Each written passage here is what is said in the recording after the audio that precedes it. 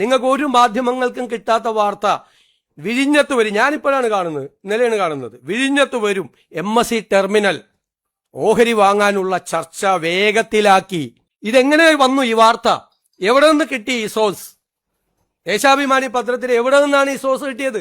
5-ാം തീയതി MSC വരും.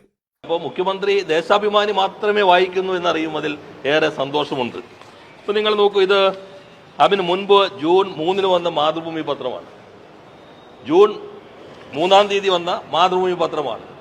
അപ്പൊ ഈ മാതൃഭൂമി പത്രത്തിൽ അദാനി കമ്പനിയിൽ MSCക്ക് ഓഹരി പങ്കാളിത്തം പരിഗണനയിൽ, ഈ വാർത്ത ജൂൺ 3-ന് മാതൃഭൂമി പത്രത്തിൽ വന്നിട്ടുണ്ട്.